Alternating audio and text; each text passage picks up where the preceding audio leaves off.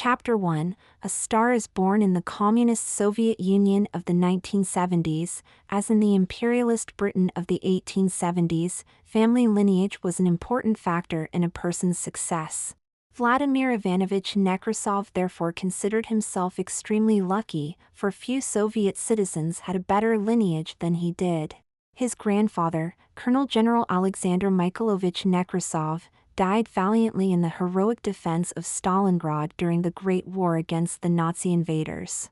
The eulogy at his state funeral was delivered in person by Comrade Stalin, and he was declared a posthumous martyr of the Soviet Union. Vladimir's father, academician Ivan Alexandrovich Nekrasov, was awarded the Order of Lenin for his brilliant publications in theoretical physics and, more importantly, for his equally brilliant secret work on the next generation of Soviet nuclear weapons. Academician Nekrasov's untimely death in a small plane accident not far from Novosibirsk was officially listed as an accident due to bad weather, but was generally believed, among those in the know, to have been a wet job by the CIA. Vladimir's mother, Yelena Petrovna Nekrasova, was a rising power in the party and the government who currently held the position of Deputy Minister of Culture and the Arts. Vladimir, himself, had different interests.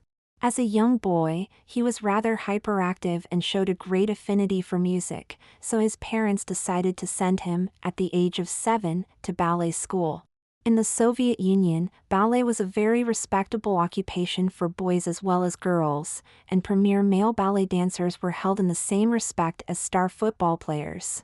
In this field, he showed unusual talent and, by the time he had finished his secondary schooling, he had appeared in several all-union dance troupes and was well on his way to a career as a professional dancer. Indeed, upon graduation he was offered a position with Leningrad's Kirov Ballet, second only to Moscow's Bolshoi Ballet, with its rabid fans maintaining, of course, that it is better than the Bolshoi. Of course, the fact that Vladimir's mother was, among other things, in charge of allocating funds to various ballet companies may have had something to do with their decision to select him, but then again that may just be a malicious rumor spread by other companies. The Kirov Ballet operated 4 distinct dance companies. Company A was the premier company, composed of the best dancers. They appeared in major cities in the Soviet Union and the Warsaw Pact bloc, and were sometimes allowed to travel abroad for, very lucrative, appearances at dance festivals around the world. Company B traveled to major provincial cities such as Minsk or Novosibirsk, usually augmented by 1 or 2 of the stars from Company A, and served as a source of backups for Company A. Company C traveled to more minor provincial cities, from Gomel to Irkutsk. All newcomers were first assigned to Company C, where their skills were tested. Company D was composed of fading stars who could no longer handle a full program of dancing. They were usually sent, individually or in pairs, to appear at ballet schools around the country, giving pep talks and mainly trying to spot the dancers of the future. Vladimir, like all newcomers, began with Company C, and there he seemed to be stuck. While everybody acknowledged that he was a talented dancer, with a very good grasp of technique and theory, as well as deep insight and ability to improvise, it was also clear that he was not physically strong enough to perform the daring leaps demanded of Soviet male ballet stars, nor could he even hold a ballerina over his head for more than a few seconds. Still, everybody liked him and there was no question of releasing him from the Kirov. He was Deputy Minister Nekrasova's son, after all. To be fair, he soon realized that he would never be a Company A star, and accepted his role. He spent a lot of time with the choreographers, helping them work out ideas and helping coach other dancers, both male and female, to get ready for their parts. Soon, he had found his niche and even after his mother's untimely death from cancer, continued without any problems.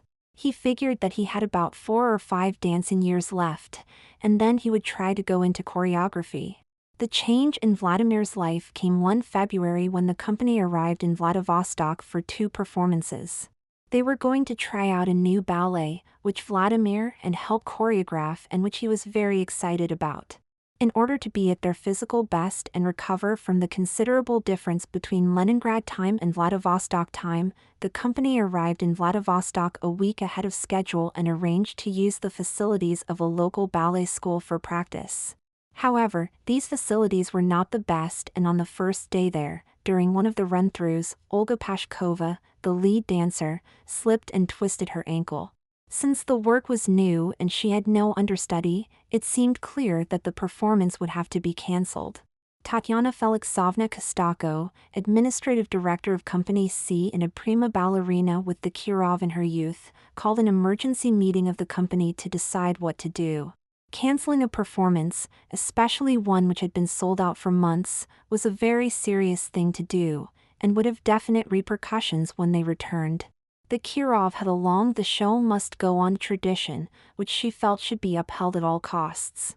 She outlined the situation, and then turned to Vladimir. "You are the only person here who knows that role, Vladimir. You coached Olga personally. You are also of Olga's height and build. I want to ask you to do a big favor to the company and dance the role in her place." Vladimir was stunned. He immediately replied that he could hardly be mistaken for a ballerina, but Tatyana disagreed. "You will be in heavy makeup anyway, and the stage is big. Nobody in the audience will see you that closely. Moreover, we are very far away from Leningrad. Nobody is going to hear about this outside this company." And here she gave the rest of the company one of her patented "anybody who leaks a word about this will spend the next 20 years working in the uranium mines without a helmet" look. But Vladimir objected. "They will surely know that I am not Olga. You can't very well put in the program that the Vladimir Nekrasov will be dancing in place of Olga Pashkova. We will be laughed at." "Of course, you are right," said Tatyana, "and therefore we are going to create a fictitious dancer. Let's call her Vera Ivanova Turac, and you are going to be her. Until we leave Vladivostok, you are going to have to turn yourself into this person, and be her on stage and off. Please, Vladimir, do it. It will save the company's reputation." Vladimir hesitated and did not know what to answer, but Olga herself came up to him on her crutches, and kissed him on the forehead. "Please, Vlad, we really need you." Finally, he lowered his eyes and meekly said okay. Everybody cheered, and Olga volunteered to help make Vera ready by lending Vladimir some of her clothes and going shopping with him for the rest, paid for, of course, from one of Tatyana's secret slush funds. The next days were very hectic. For several hours, Vera, we shall now call her that, as everyone else did, even the other male dancers, practiced her role, getting used to wearing Olga's costume. Then, after practice, she learned the role of a woman. Fortunately, as a dancer she was used to wearing a gaff. It was easy for her to adopt a woman's deportment and body language, and she had surprisingly little trouble getting used to low heels. Dancers never wear high-heel shoes since their feet tend to get muscular and gnarled by constant practice, so that high-heeled shoes do not fit them well, and dresses. It was harder for her to get used to talking in a feminine gender. The Russian language has distinct masculine and feminine noun and verb forms, to learn to give a female inflection to her voice, and to become proficient in the 1,001 other tricks of passing oneself off as a woman. The company's prop manager succeeded in finding a flattering wig and a pair of breast forms for her, which she glued into place so that they would not dislodge while she was dancing. Of course, she moved out of the hotel room she had shared with another male dancer, and moved in with Olga, who treated her just like any other female friend. What went on in Vera's mind during all of this was, to say the least, turbulent, but she kept on repeating to herself that it was only for a few more days. Back in Leningrad, everything will be back to normal. The first performance went well. Vera received a standing ovation, and nobody seemed to have noticed anything unusual about her either during the dance or afterwards, at the reception for local VIPs in the lobby.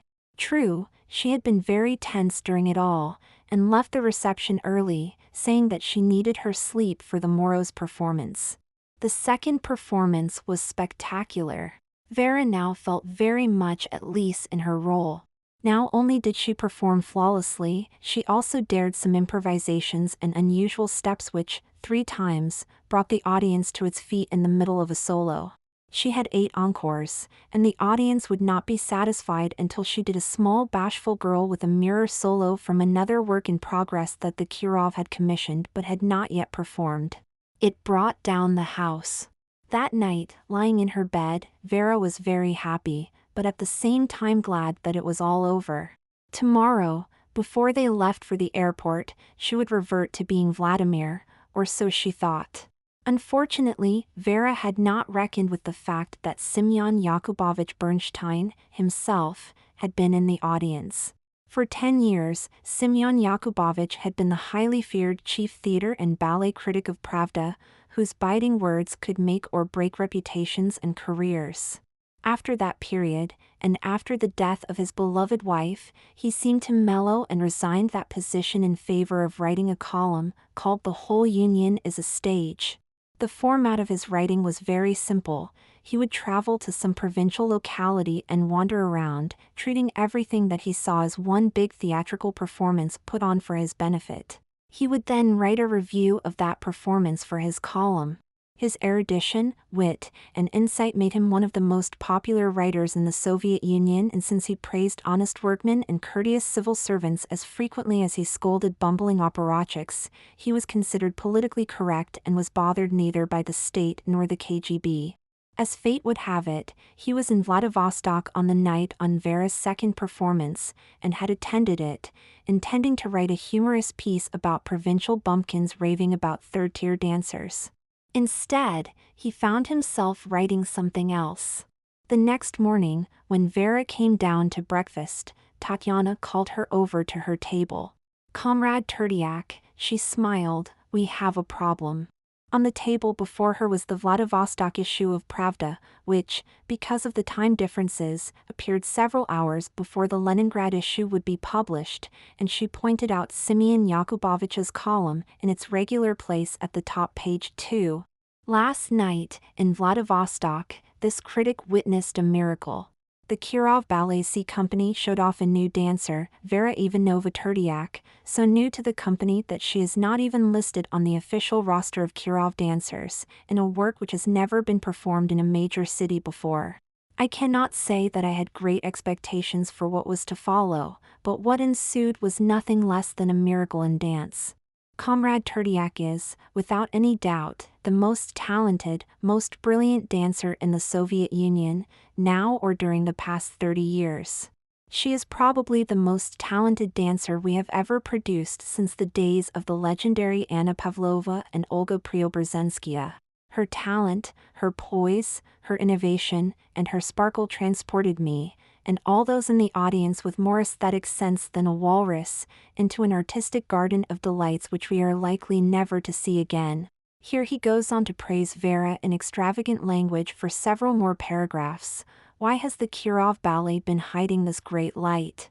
Are we to believe that they assigned her to Company C because they are incapable of recognizing genius when it hits them in the face?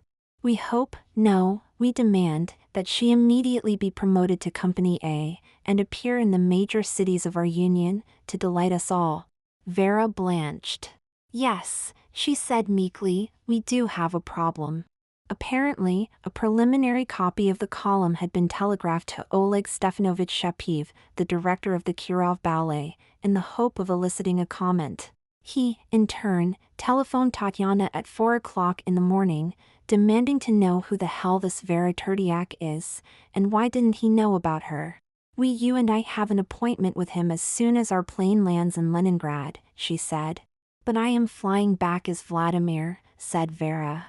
"No, comrade, I am afraid you aren't," replied Tatyana. "You will have to be Vera until Comrade Shapiv makes his decision." By the time the company reached the airport, everyone had read Bernstein's column, and it was more or less the consensus of the company that Vera had deserved all of the praise he had given her. Still, they were a bit shocked that Vera, and not Vladimir, showed up in the lobby waiting for the bus. Tatyana gathered everyone around and informed them that Vera would be around for a few more days, and that they were to remember that certain secrets are not to be talked about under any circumstances. At the airport, as they were waiting for their flight, it was Vera who was approached several times by groups of teenage girls asking for her autograph, which she gladly granted, and by at least 2 boys asking for a kiss, which she also granted. Olga, still on crutches, was constantly at her side, and if she was jealous, she definitely didn't show it. Vera, needless to say, was very nervous. Passing as a ballerina in far-off Vladivostok is one thing. Doing it in the sophisticated city of Leningrad, where Vladimir Nekrasov was well known, is quite something else. During the flight, Tatiana asked Vera to sit next to her. "Comrade," she said, "I am going to be very blunt with you. What you decide when we reach Leningrad is up to you alone. You can revert to being Vladimir, a competent but not great dancer, and nobody will blame you. The artistic meteor Vera Turac will disappear from the skies as suddenly as she appeared and, within a year, will probably be forgotten. Comrade Bernstein will probably decide he had had too much vodka to drink that evening, and never refer to you again. Or, if you dare, you can become the prima ballerina of the Kirov Ballet, and carve a niche for yourself in the history of Soviet artistic achievement. The column was right, you know. You gave an extraordinary performance, one which I too have never seen. All of the instincts and moves which seem only mediocre when performed by a man, somehow came together amazingly when danced by a woman, creating a whole new dimension of dance. Can I ask you a personal question?" Vera nodded dumbly, and she continued. "I know you are not married, and I have never seen you flirt with the women of the company. Are you more attracted to men?" Vera blushed but did not answer. Homosexuality, in the Soviet Union, was a criminal offense. "Relax, comrade," said Tatiana. "If you did not know that I am particularly attracted to young female dancers, then you are the only one in the company who doesn't. Anton Markovich and I," Vera stammered, naming one of the other male dancers. "Think of this, comrade," Tatiana replied. "Vladimir Ivanovich and Anton Markovich are criminals when they are together. But nobody could find any fault with Vera Ivanova and Anton Markovich being openly in love or living together. Indeed, one of the perks of being a prima ballerina is that you are entitled to quite a big apartment, paid for and maintained by the Kirov Ballet." "I could never pull it off," said Vera. "It is just too difficult." "No, it isn't, comrade. You make a beautiful woman. I watched you at the airport with all of those autograph seekers around you. Just act naturally, and everything will come easy to you." Nonetheless, Vera worried all of the flight. She couldn't sleep and horrid scenarios kept on running through her head. Still, she had enough presence of mind to pull herself together an hour before they reached Leningrad, and to go to the washroom to reapply her makeup, as Olga had taught her. On the way back to her seat, she stopped to talk to Olga, who was given an aisle seat because of her crutches, and worriedly asked if she looked okay. "You are wonderful, Vera," Olga replied. "Your beauty is as radiant as your dancing." Chapter 2, Prima Ballerina. The return of Kirov's company C to Leningrad is not usually considered newsworthy, and the dancers were used to waiting in line for their suitcases like everyone else and then going home individually with no fanfare. They were very surprised to find that, when they deplaned, there were at least a dozen reporters at the airport, all primed to photograph the new dancing sensation Vera Turac. Director Shapiv personally appeared to welcome them back to the city, and escorted Tatiana and Vera to a waiting limo, assuring them that their baggage will be taken care of. Tatiana told him that Vladimir Nekrasov had missed the plane, and asked that his suitcase also be retrieved and stored somewhere until he could claim it. On the limo ride back into the city, Director Shapiv turned all of his attention to Vera. If he did not recognize Vladimir underneath the makeup, it was because the two had never, in all of the years Vladimir had been with the Kirov, exchanged more than a few pro forma greetings at receptions. Director Shapiv was a political appointee who knew, and cared, little about ballet as art, and it was not his habit to mix socially with any but the most prominent of his dancers. There were, of course, rumors that his present position had something to do with rather intimate relations between him and the late Deputy Minister Nekrasova, but even if those malicious rumors were true, the two would have certainly been discreet enough so as not to involve her son. All that Oleg Shapiv saw, as he studied the slim woman seated next to him in the back seat of the limo, Tatiana had been seated next to the driver, was the next star and weapon in his ongoing battle with the Bolshoi for top ratings. When they reached his office, Tatiana told him a more or less convincing story about this provincial dancer whom they had discovered on the trip and whom they had joined to the company as an unpaid apprentice, how Olga sprained her ankle and Vera stepped in and saved the day. She was sorry she had not informed Director Shapiv about the developments, but they had no way of knowing that Comrade Bernstein would be in the audience in Vladivostok, and they hoped to do things in an orderly and proper manner upon their return to Leningrad, according to the accepted procedure.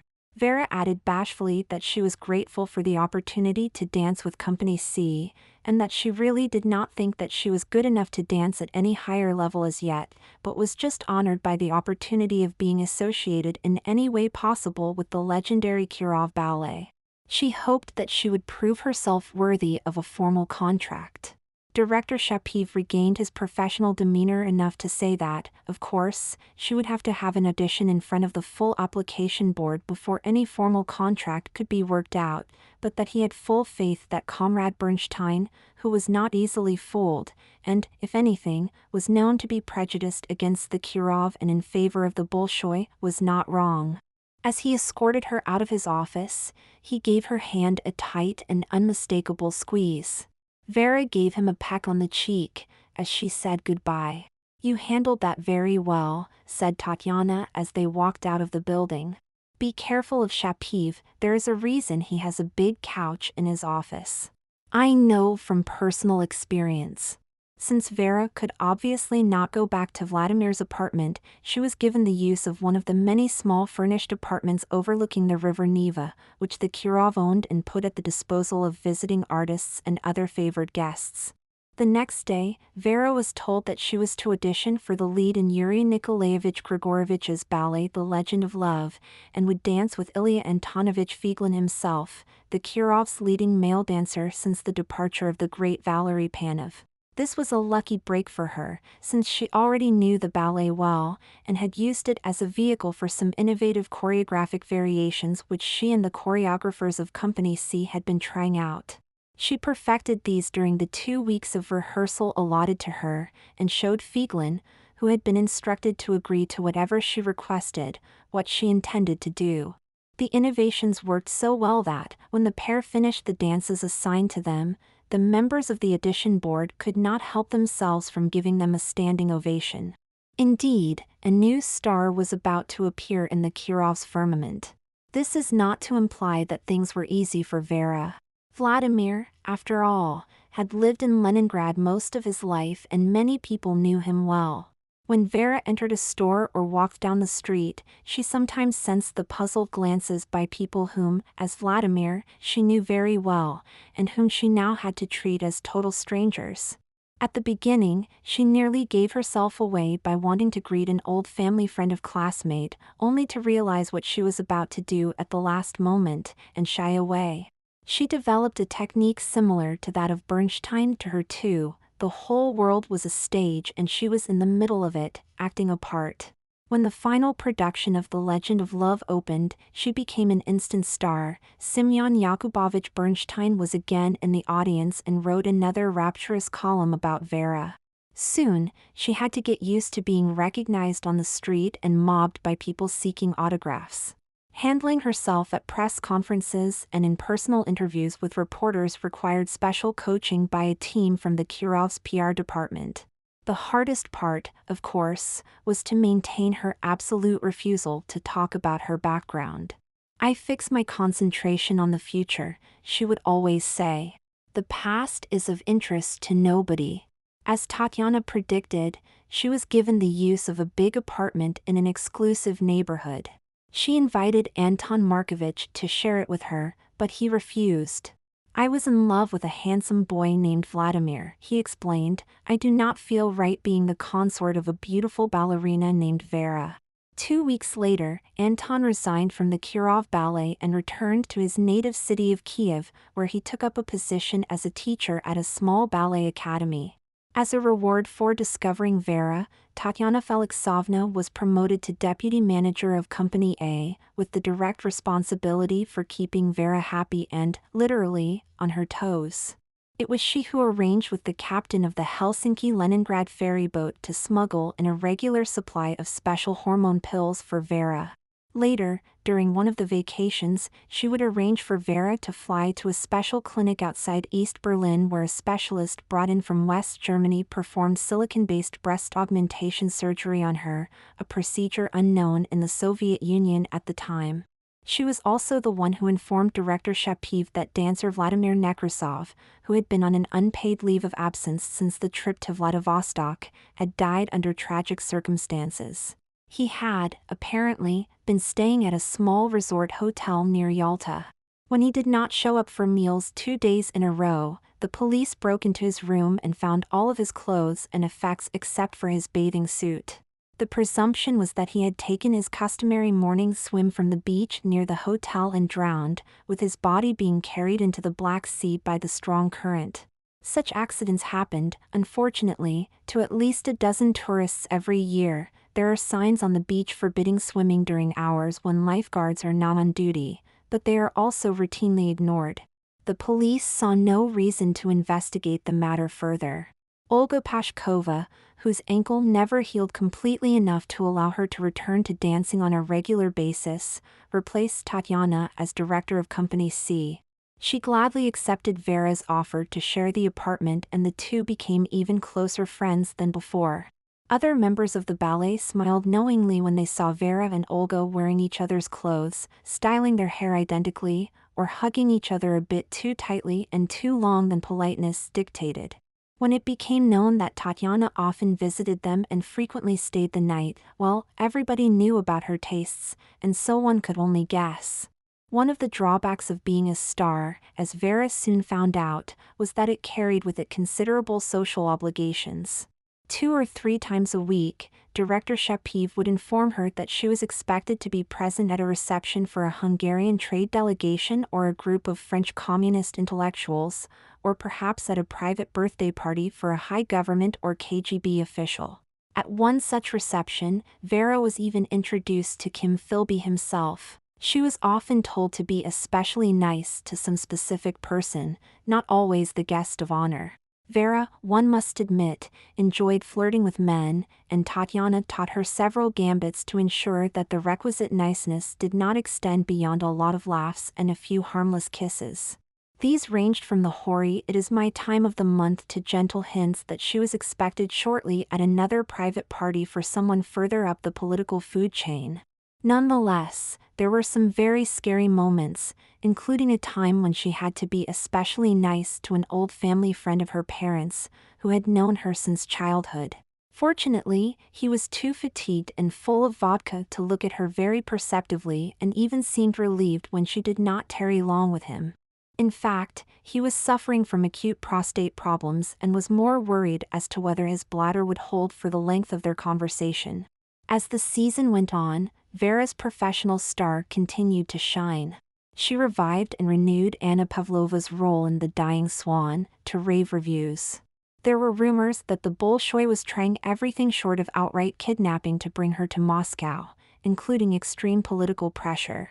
Director Shapiv became more and more protective of Vera, entrusting Olga more and more with the task of seeing that she not be tampered with by a rival company. And, indeed, the constant pressures of work, public relations, and fame were beginning to take their toll on Vera, and had definite effects on her relationship with Olga, which were at first very subtle but grew more and more intense as the months passed. More frequently than not, she let Olga make the decisions concerning their life, both personal and professional, and would inevitably defer to her will. Company members would sometimes overhear a conversation between the two, in which Vera would call her apartment mate Oleg and use masculine verb forms in addressing her. Once, towards the end of a vodka-soaked cast party to celebrate the end of a successful season, she referred to Olga as "my husband," and then giggled hysterically. Everybody else joined in the fun, and someone suggested that the two should be officially married. Of course, there was no difficulty finding a bridal dress and a tuxedo in the prop room.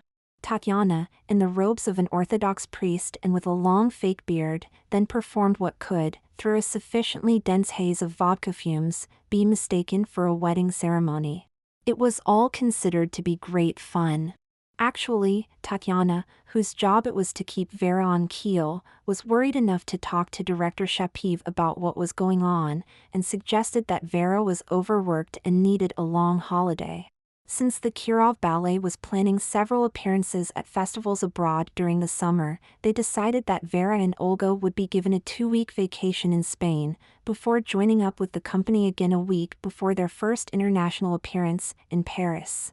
Chapter 3, Freedom. At the end of June, Vera, Olga, and 3 attendants, 2 of whom also worked for the KGB and served both as bodyguards and informers, traveled incognito to a villa on the Costa Brava, which had been lent to the Kirov by a rich Spaniard, who was a well-known ballet aficionado as well as a fellow traveler. There they lay on the beach getting suntans and, away from their attendants, also had some serious discussions. Contrary to impressions, neither Vera nor Olga had forgotten about Vladimir, nor had they been unaware of the fact that, sooner or later, Vera's real identity was bound to be discovered. While the members of Company C had so far, to the best of their knowledge, held their tongues, it was only a matter of time before one of them would let the story slip to the waiting ears of the KGB, or maybe one day Vera would need emergency medical attention and a doctor would see what she was not supposed to see. Neither of them cared to contemplate what such a discovery would lead to. They decided that they could trust nobody, not even Tatiana, and that they must find a way to escape the situation. The terrifying prospects finally led them to a very daring and dangerous plan, of which their silly behavior towards each other was just the first phase. Now that they were in the West, it was time for the second phase. One day, the 2 of them, acting ditzier than usual, announced that they had rented a 2-seat sports car and were going to drive to Granada to see the Alhambra. Before their attendants could object, they were gone, leaving all of their possessions behind them. Their destination, however, was not the Alhambra but rather a regional airport, where they caught a flight to Madrid. There, they immediately took a taxicab to the American embassy and announced to the startled cultural attaché that they wished to defect to the United States. Of course, such a defection would be a great propaganda coup, given Vera's artistic fame, and before 24 hours were passed, and while, on the Costa Brava, they were being frantically searched for, they were crossing the Atlantic in a business jet with the markings of a company known, in certain circles, to be a CIA front operation. The agency people at the safe house in Virginia, to which they were taken for debriefing, expected to have to accommodate a famous prima ballerina and her lesbian girlfriend, both having a reputation for being airheads. They did not really expect to reap much information of value, and saw the defection primarily in terms of its public relations value. It therefore came as a shock to them when Vera immediately announced that her real name was Vladimir Nekrasov, the son of the famous, or notorious, depending on how you looked at it, nuclear physicist, and that he was willing to give them considerable information including the location and details of a secret laboratory to which his father had once taken him as a teenager, and which the CIA had known nothing about. All this, of course, was subject to certain conditions, one of which was that the defection not be publicized, to which the CIA agreed. For the next 2 months, Vera talked about her father, her mother and their cronies, about the big shots she met at receptions, and about the political machinations in Leningrad. At the end of that time, the CIA performed its end of the defection bargain, and, at one of their clinics, removed the last traces of Vladimir from Vera's body. In addition, both Vera and Olga underwent facial plastic surgery and were given new identities. They were given sufficient money to ensure their future. 6 months after, Vera Levinskaya and Olga Kagan, 2 Soviet Jewish women who managed to receive immigrant permits to the United States after a protracted struggle, set up a small ballet school in San Francisco, where lesbian couples were not only tolerated but respected. Since the defection of the ballerina Vera Turac was never announced in the Western press, the official Soviet line was that she and her friend Olga Pashkova had had an unfortunate automobile accident while on vacation. Where they had been staying was never revealed. A suitably impressive funeral was held for them in Leningrad. Unfortunately, the bodies of the two had apparently been so mangled that the caskets were not opened in public. Director Shapiv bewailed the loss of a great Soviet dance artist.